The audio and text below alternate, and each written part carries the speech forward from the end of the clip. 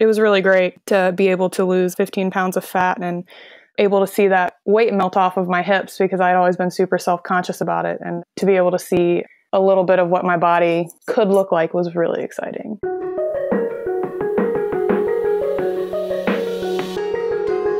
Hey, Mike Matthews here from Muscle for Life and Legion Athletics. And in this episode of the Muscle for Life podcast, I talk with Rachel, who recently completed my 90-day coaching service and who dropped 15 pounds and about 6% body fat in those 90 days while also getting stronger on all of her key lifts. Now, before finding me and my work, Rachel didn't look particularly unhealthy or overweight or weak, but that is how she felt. Like many women, she was an avid runner who avoided weightlifting because she thought it would make her look bulky and manly, and especially because she is a tall woman who has relatively broad shoulders, for a woman at least. And also, like many women, Rachel had subjected herself to all kinds of starvation and fad diets over the years, which had taken their toll, both physically and emotionally.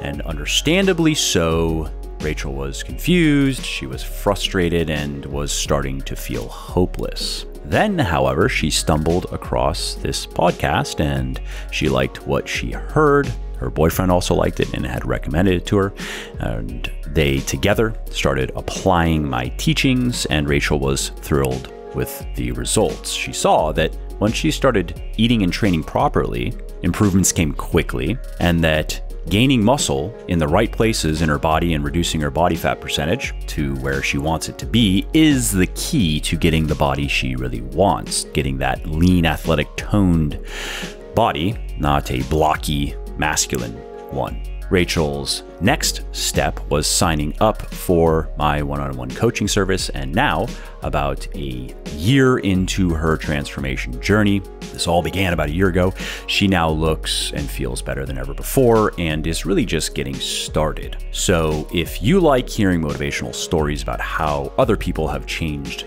their bodies and lives, and if you also want to pick up a few tips that may help you in your own personal journey, then this episode is for you. This is where I would normally plug a sponsor to pay the bills, but I'm not big on promoting stuff that I don't personally use and believe in, so instead I'm just going to quickly tell you about something of mine. Specifically, my one-on-one coaching service. So the long story short here is this is the personal coaching service that I wish I had when I started in the gym many years ago. Every diet and training program that we create for clients is 100% custom. We provide daily workout logs and do weekly accountability calls. Our clients get priority email service and discounts on supplements, and the list goes on and on. Furthermore, my team and I have also worked with hundreds of people of all ages, circumstances, and needs and goals. So no matter how tricky you might think your situation is, I promise you we can figure out how to get you results. If I have piqued your interest and you want to learn more, then head on over to www.muscleforlife.com/coaching and schedule your free consultation call now. I'll tell you, there's usually a wait list and new slots fill up very quickly. So if you're interested at all, don't wait. Go schedule your call now. Alrighty, that is enough shameless plugging for now, at least. Let's get to the show. Hey, Rachel, thanks for taking the time to come on the podcast. Thanks for having me. Yeah, sure. So as you know, the idea with these, I do one of these interviews a month, and I just like to talk to people who have either gone through my coaching service or just read one of my books and applied the principles and share their success stories because, one, of course, it helps get the word out about my stuff, but also to people, and I know just hearing from a lot of people, they find these interviews inspiring and motivating because it's just cool to hear somebody else who did well in a way that you or somebody listening also wants to do well. So let's start with maybe just a quick before and after kind of snapshot. I guess we could probably start with just some numbers, body composition, stuff that will immediately register in people's minds.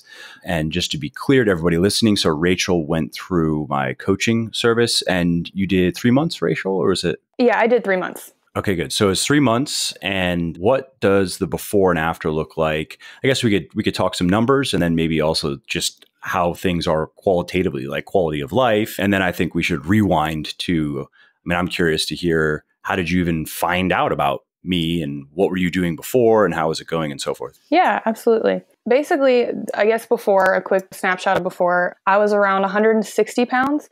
I'm 6 foot flat. I wouldn't say that it's like a lot of weight on me, but I'm very unevenly proportioned. So like a lot of women, I had a lot of weight in my hips and my thighs, very small upper body. So I had a very large pear shape.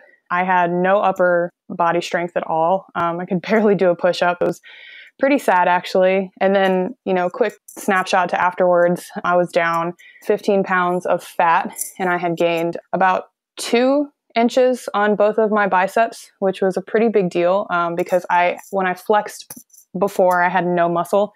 And then now I have a pretty significant bicep, which was really great for me. And I was able to do 2 or 3 push-ups without any help or just nonstop, which was a really big goal for me just because I have zero strength at all.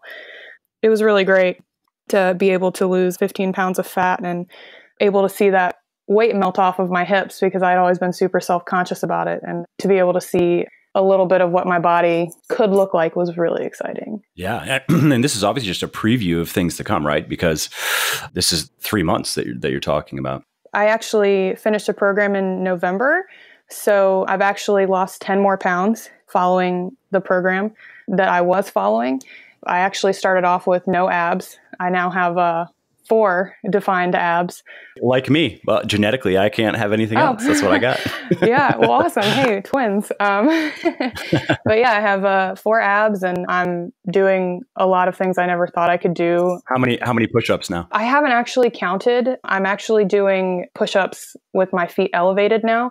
So that's a huge deal for me. And I can do about 1 or 2 of those with my feet elevated on a chair.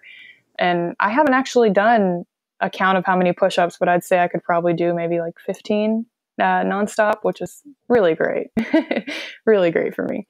Yeah, that's great. And I'm looking at your numbers here before and after the coaching. So on your dumbbell bench press, where are you at now? Maybe about 50 pounds. Wow. Because I have here you started at 15 for 8. That's where you started. Yeah, I was very light. I just kept adding weight. I didn't want to be scared of it. I was always super scared of adding weight because it would hurt. And I was like, just push through it because you're going to see results. And now I'm at 50 and going higher every week, or I'm trying to. That's great. Were you concerned about getting bulky when you were first starting, especially if you were going to significantly increase your strength? Yeah, I was a little concerned about it, mostly because I didn't really understand. I didn't understand anything about building muscle, and I had no knowledge on it. So I just thought, well, if I work out, I'm going to become like super bulky, and I'm going to look very masculine. And I already have really broad shoulders for a woman, so I was really concerned that it was going to make me look even more masculine than I already did. But the more I kept going, the more I noticed that it actually carved out my body really well and really nicely and gave me more feminine features. So that was really surprising. Yeah, I mean, that's just for women listening. One of the things to consider is, of course, if you were to take wherever you're at now, whatever your body fat percentage is, and if you just added muscle, things are going to look bigger. That's, of course, what happens. But if you're adding muscle and you're also stripping away fat and bringing that down to the level that you want it to be at, and that changes. Some women like to be leaner than others, really. But when you bring your body fat levels down to where you want them to be, yes, you look, quote unquote, certain areas of your body might look, quote unquote, bigger than they would if you were at that body fat percentage with no muscle.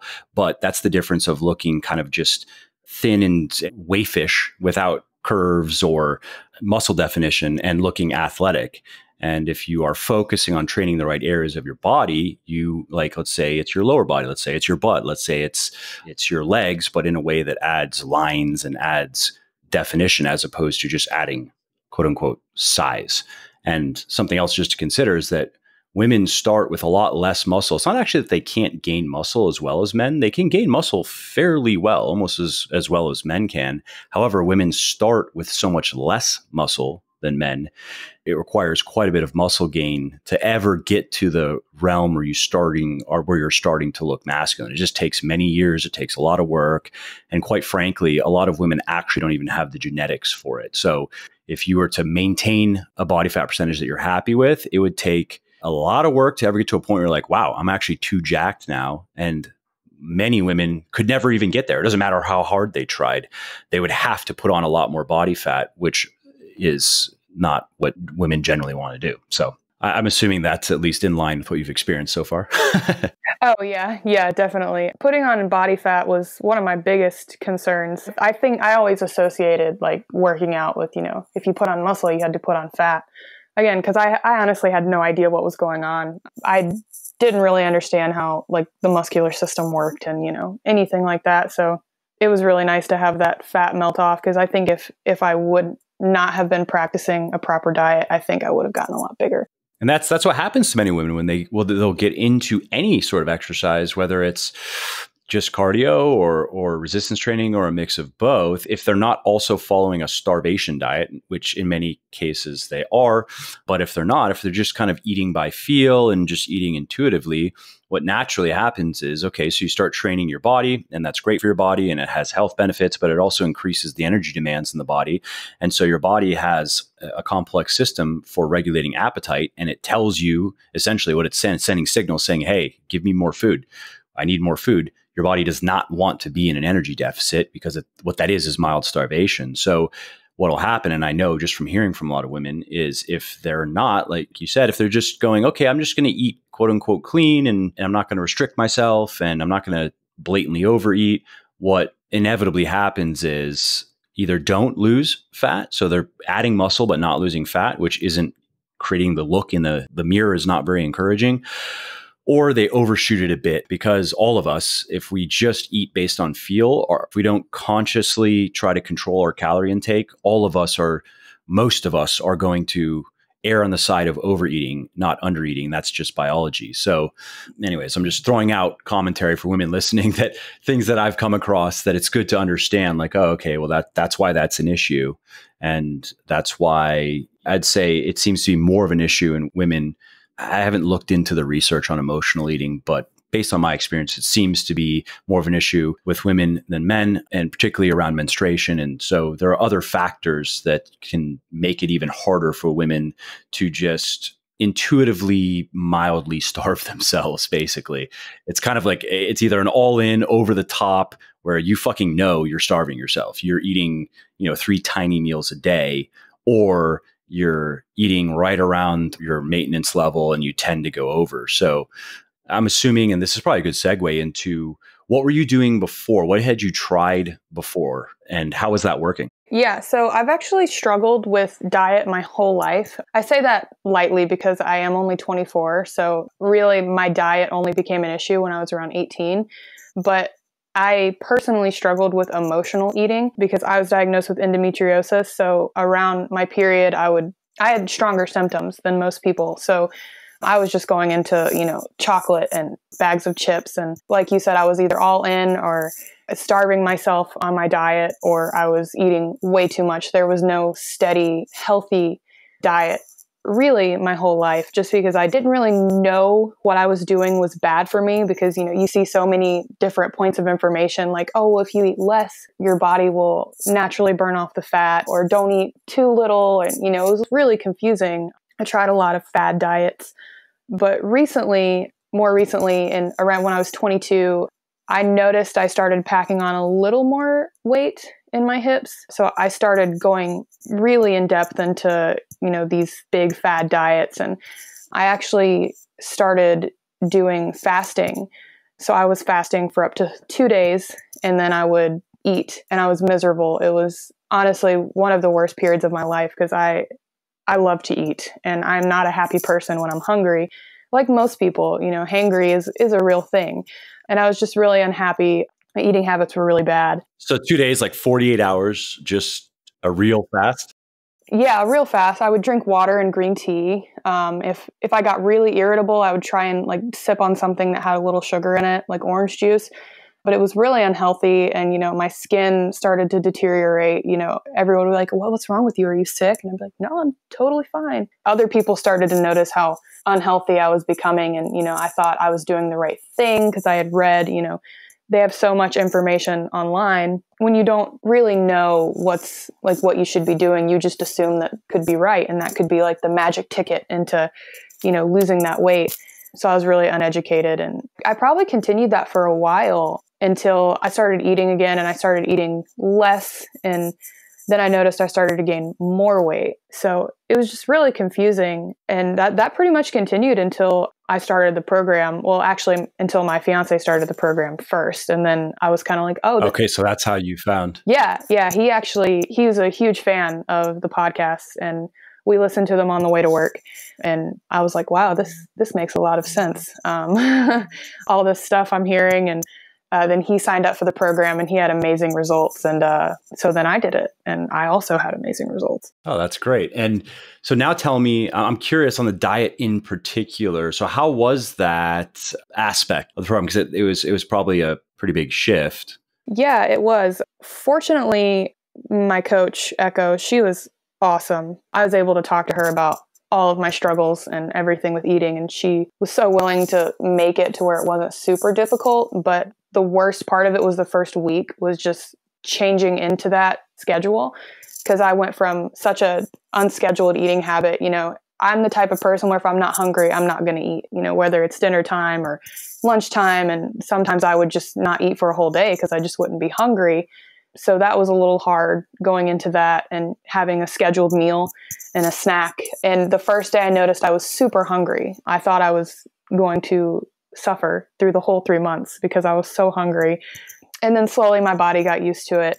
It was definitely a shock to my system because I wasn't used to eating all of these foods, and I wasn't used to eating as much as I was. Yeah, that's pretty common. I mean, I'll experience that. I mean, I wouldn't say I get super hungry, but I get more hungry. I generally am not hungry. I get more of a feeling of just like lower energy, or I would like to eat food, but I don't get hunger pangs per se. However, I'll notice it if I'm switching from being in a deficit, if I'm cutting and then I'm going back to maintaining, just eating more food will kick that in, where that's the only time where I actually am like, wow, I feel hungry. It's not overwhelming, but like I feel it it's a visceral feeling. You know what I mean? So I know what that's like. Fortunately though, it goes away, right? And then you're able to lose fat and gain muscle and do it without having to suffer, right? That was one of the biggest things I was scared about, is I really thought that I was going to be, having to starve myself to lose all this weight. And I learned very quickly that it's not as nearly as intimidating as it sounds. I stayed full, and I noticed really quickly how I wasn't bloated anymore and I wasn't uncomfortable. I started noticing the differences in my body, and I started noticing when I would lose fat. And Echo told me not to focus on the scale, which is something that was really hard for me because I always assumed that the number is how you succeed, the number on that scale. And she explained to me, hey, you're going to be gaining muscle. So, that really doesn't have anything to do with your fat loss, because you could gain a pound of muscle and lose a pound of fat, but you'll still be at the same weight. And that helped a lot. Yeah, that's a point that I always make, and my coaches, we always make with women, is just giving them that expectation up front of weight it's a metric. It's something we're going to pay attention to. But more importantly, we want to pay attention to what we see in the mirror. We want to pay attention to waist measurement, because yes, you are going to gain muscle. Also, the muscle that you have is going to be holding more water and more carbohydrate, and thus more weight. So let's not get too caught up in weight, and let's make sure we're looking at the bigger picture. Also, especially during period time of the month, weight is even less. It's just weight is less valuable to women, because women are also more prone to just water retention in general, which it's unfortunate, because out in the mainstream, just gen fit world, women are constantly instructed basically to live and die by the scale. But anyway, what was your meal plan like in terms of foods, and how did that compare to how you were eating previously? I'm just curious. Yeah. So I really hate sweet potatoes. So I made it a point to make sure that she knew I hated sweet potatoes. But yeah, she made a meal plan, and I'm trying to think, I had a pretty basic breakfast. eggs. And then I had a protein shake for snack. And I had broccoli and chicken for lunch. I believe it was from your cookbooks. I don't remember which one, but it was really good. Nice. Like a stir fry? Yeah, it was the stir fry. It was exactly that one. That's really good. I love stir fries. I eat every night. I'm always messing around with stir fry recipes these days. It's just such an easy, delicious way to eat a bunch of vegetables. That's why I like it. Yeah, and I hate vegetables. So that was a really great way to make me eat some green stuff. We love those cookbooks. We use them all the time. Sorry, another tip just to interject. An easy way to get spinach in particular, because if you want to micromanage your diet, I would say it'd be smart to get a couple servings of leafy greens in per day, and spinach is a great choice. Is if you're making a protein smoothie of any kind, you can just throw spinach into it and you won't really taste any difference. And especially if you're just putting, let's say, a serving of spinach in with, maybe it could be some strawberries, a banana, and some protein powder, ice, and even water. That's an easy way to get some leafy greens in. Yeah, I went from not even eating any vegetables to eating a ton of vegetables now. And spinach was really something I really hated with a passion. And now I spinach, just raw. I really love it. So another great part about this program in my experience was it made me crave better food for my body, because I really felt bad when I didn't eat good food, which was really great for me because I didn't feel bad before when I ate that food. I felt bad, but I didn't notice because I felt like that all the time. And by feeling bad, you mean physically, right? You're not. Yeah. Or do you not? Or do you mean, because sometimes people feel bad almost like in a moral sense, like, oh, I'm committing a transgression against my body by eating this food. And then there's feeling bad, like, no, I feel like I'm going to fucking pass out. I feel bad. Yeah, I think it was both. I was definitely feel guilty when I would eat, something bad for me. And, there was always this voice in the back of my head going, do you really want to eat this right now? Is that something you really want to eat? And I would always do it. And then the guilt afterwards would be terrible. But I would also physically feel bad. I was always tired. My knees would hurt, just like all these physical feelings. I had shortness of breath, and I could never understand why I was always so tired and so laggy. And, and then it really came down to, it was just what I was eating and what I was putting into my body that wasn't healthy at all. And it was just like a mixture of both. And when I started doing the meal plan, both of those feelings quickly went away, which was great because I felt good about what I was eating and what I was putting into my body. And then I had a lot of energy the next day. I didn't wake up, with puffy eyes or anything. And I didn't realize how much energy I could have, which is kind of scary because I am 24. So it makes me wonder how much energy I could have had if I started this earlier, but it is what it is. And now I have an amazing amount of energy and I'm just running around doing a lot of stuff. Yeah, that's awesome. And obviously you reach that point and you're definitely there where there is no going back. I mean, unless there were, I don't know, maybe some catastrophic circumstance could ever, but at least you reach that moment psychologically where there is no going back. You're like, no, this is what I'm doing now. It's a very firm decision that is not going to change because you have a bad day or because your girlfriends are inviting you out to eat a bunch of bad food and drink a bunch of alcohol. And maybe you even do that and you're like, whatever, it's one day, but that's not going to derail you. You know what I mean? Where you're like, you experience a change in your identity almost. Like, I am now the type of person that eats well and that exercises and that makes sure I get enough sleep and so forth, right? Yeah, definitely. It's pretty crazy because I always assumed that it was just so hard and so demanding to be physically fit. And I would always, I don't have the time to do that. I don't have the energy, which I really didn't. But, and it just turns out it's just really not that hard to take care of yourself. And you're completely right. Going out to dinner with my friends, it's really difficult now because I don't have the desire to eat the way I used to. So, I'm just always like, hey, I'll totally go out with you, but I'm probably not going to indulge. So just don't take any offense to it because it definitely changed who I was because I'm not willing to risk feeling terrible because of eating, that great big old hamburger, 85 chicken nuggets. Not that I used to, but it's just a reference. But yeah, it's completely changed who I am. And it's really a change for the better because I'm excited to see what I can do because of that change. And, it wasn't a huge lifestyle change like I thought it would be. I mean, it wasn't as hard. It didn't take a lot of time. It was just super quick and easy. And it's really benefited me a lot. and it will continue to benefit me for a really long time. Yeah, that's awesome. And my personal experience is that a lot of things that people don't want to do that they should do tend to go the same way. That once you get going, you realize it's actually not that hard, and you quickly acclimate to whatever it is that you're doing. That becomes your new normal. And there's even, I think I wrote about this in the motivation book that I wrote. Yeah, I'm pretty sure it's in there. But if like a simple little trick is, let's say you have a task that you're supposed to do that you really are not wanting to do, make a deal with yourself that you'll just do it for 10 minutes. And then if after 10 minutes you are hating every second of it and you want to stop, you'll stop. And 9 times out of 10, after 10 minutes, you're getting into the flow of it and you have no problem continuing.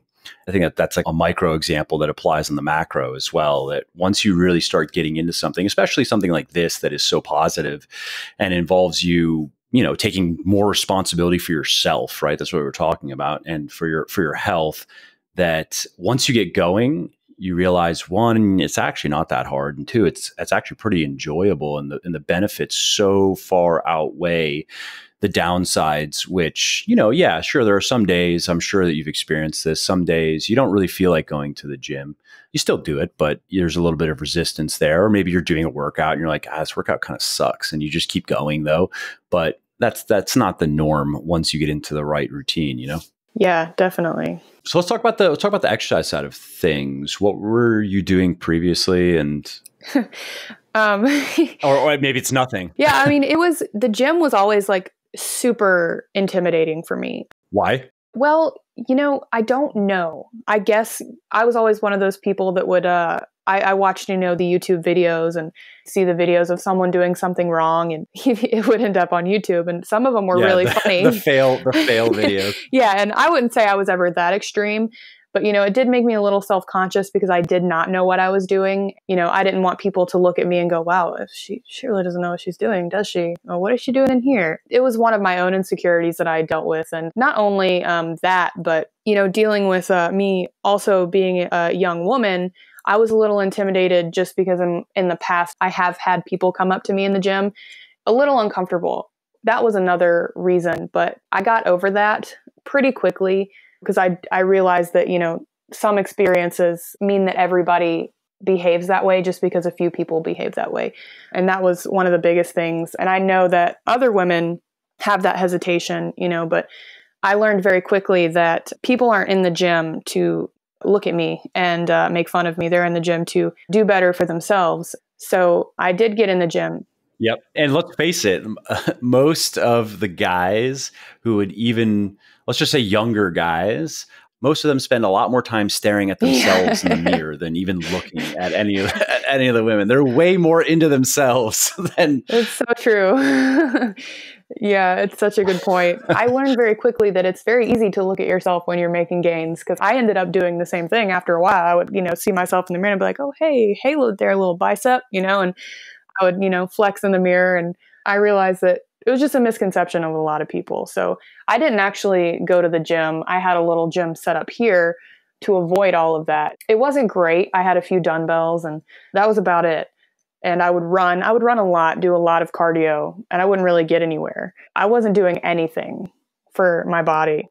Still exercise, though. It's interesting that you were doing a fair amount of running previously, but you were not feeling good. And because when you were talking about your diet and how you were feeling, I was thinking that one of something that a listener might be thinking is, well, you also, if you went from being sedentary and doing extreme fasting and eating bad food to something more sensible with your diet and exercising, it's not surprising you feel a lot better because exercise alone is just so powerful. But you were exercising previously. You weren't doing resistance training, but you were exercising. Yeah. And I have a very strenuous job as well. I'm moving around at my job. I'm very active.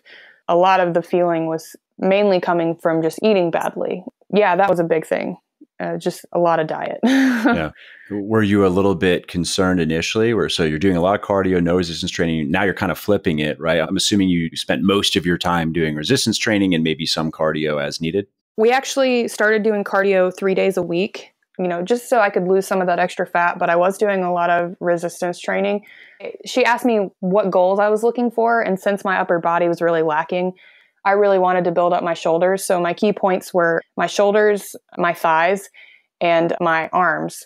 I do have arthritis, so I wanted to build up the muscles around my joints where I hurt the most, so that would help. We went right into it, and it was pretty crazy because I was super sore, and I'd never felt that kind of muscle soreness before, and it was a little hard for me to get used to, but I eventually started loving it because I was like, wow, this is amazing. I'm so glad I'm sore, which is really weird because, when I used to get sore, it was the worst. It was like, oh my gosh, I can't move. Don't talk to me. It was just very dramatic. And now it's like, I'm sore. I had a really good workout. But yeah, I focused on my shoulders, and she pushed me right into it, which was great because I didn't feel like I was being coddled or cradled. It was just like, we're going to do this. This is what you wanted. This is what you signed up for.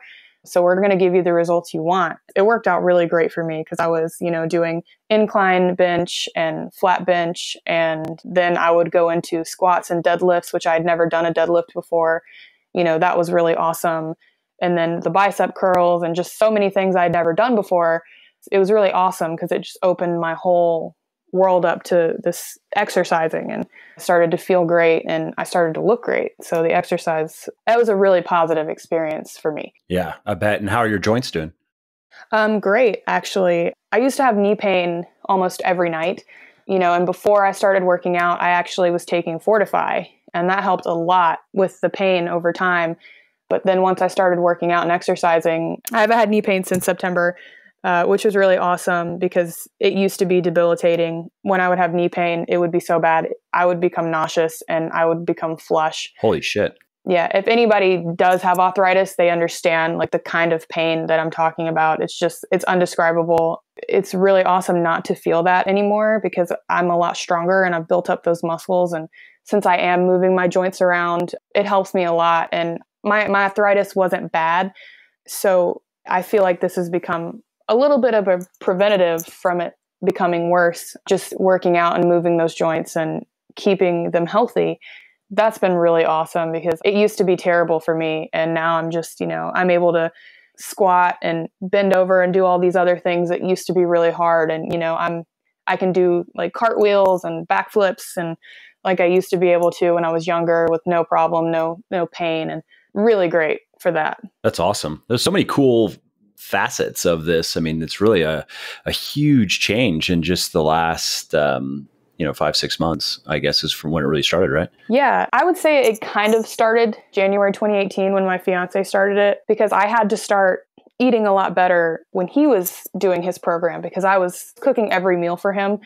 I wanted to be a part of it. I wanted to be a part of his success story. And so I was cooking every meal. So when I would just eat kind of whatever he was eating, not in the same amounts because he was eating a lot more than I was, but, and that's when it started. And then when I started the program, it just kicked me full speed into it. That's when I started seeing the most results when I did it myself because I was getting the one-on-one help. And yeah, it's been a really big change, but it's been a really positive change, and I'm a lot happier as a person and I'm more willing to take opportunities because of this, because, this was a big step for me because I've always been kind of the person who's like, I don't know, I'll think about it. And since I just did this has opened me up to saying, you succeeded with this and that was an open door and you took it. So I'm starting to say yes to a lot more because of this program. It's done a lot of things for me personally. Yeah, it's super cool. And it's a good, I guess, metaphor and analogy of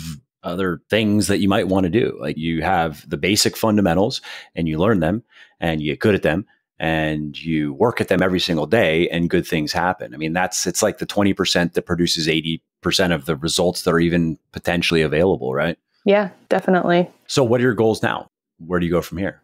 Well, I'm still working on losing fat around my hips and my thighs. I've come to discover that is very stubborn, doesn't want to go away. But my goal right now is I want to be able to deadlift like 150 pounds. That's my goal. Right now I'm at maybe 115. So that's my goal for that, for my legs. That's my big goal right now, which is, it's relatively small in the grand scheme of things, but I found what works for me if I set smaller goals, because then I go a lot further. I guess for my body, I want to shed a little more weight, but I'm starting to get a little sculpted, and I'd really like to have a 6-pack, because I think I feel 2 more abs down there. I'm not exactly sure if I do have them or not, but I'm hoping that I can see those soon. But overall, I'm really happy with where I am, but I'm going to continue to move further, just because it's become almost like an addiction to work out, because I feel so good when I do it. And it's a very positive thing in my life. So yeah, that's really my goal, just to keep pushing and keep going. That's great. And something to consider on the 6-pack point is, in most women, because obviously the amount of development in your core muscles are going to play a role in that, especially like the rectus abdominis, the ab muscles in the front. In many women, to have a full blown 6-pack in the way that kind of guys have, it usually requires getting very lean. I would say a level of body fat percentage. You could do it just to do it, but you might find it's hard to maintain. My version of that is, so I've cut down to, maybe 6 or 7% body fat for photo shoots, where it's not just 6-pack, the skin on your abs, you can't even pinch anything anymore. You know what I mean?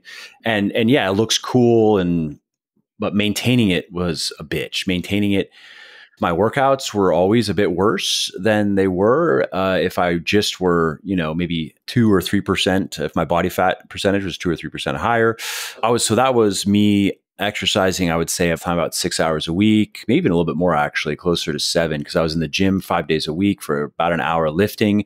Then I was doing 3, I want to say 30-minute like HIIT cardio sessions to stay at that level of body fat. And I also felt like I never was able to eat as much food as my body wanted, even though I wasn't in a deficit. Like, my weight was steady, my measurements were steady. That truly was maintenance, but it felt like I was in a deficit always. Energy levels a bit lower, sex drive a bit lower. So just throwing that out there, something to think with, that when you get there, you might be like, all right, this is cool. And you'll take a bunch of pictures, but you might find that after a few weeks of it, you're kind of over it. Where you're like, I'd rather, my quality of life is worth more than having the exact 6-pack that looks so cool in pictures. Like, you might go, you know what? The 4-pack is actually pretty good. And I like my life outside of looking at pictures when I have the 4-pack. Yeah, definitely. I mean, I'm totally happy with where I am right now. The 6-pack is kind of like a little dream, Yeah, no, you should totally do it. I'm just giving you a heads up. Like, the guy version of that is what I just described. It's not just the 6-pack. It's being super shredded and being Instagram shredded. I'll put it that way. That was a lot of my expectations for a while, was like, being like the Instagram models and, the perfect body. And then, one day I was like, I wonder how much editing goes into some of those pictures. That's what I was gonna say. You're actually already there. Just take your pictures and then just turn them over to the editor, and you're done. Yeah. So my little 4-pack it's Instagram worthy, I think. All right. Well, this was great, Rachel. Thanks again for taking the time. I appreciate it. Yeah. Well, thanks for having me. I enjoyed it. And if you, dear listener, want to learn more about my coaching service and how we might be able to help you reach your health and fitness goals faster, just head over to muscleforlife.com/coaching, muscleforlife.com/coaching, and you can learn all about it and schedule a free consultation call where my director of coaching, Matthew, will get on the phone with you and talk about where you've been, where you want to go, and how we might be able to help you get there faster and more enjoyably, which counts for something. Again, muscleforlife.com/coaching. Check it out. Hey there, it's Mike again. I hope you enjoyed this episode and found it interesting and helpful.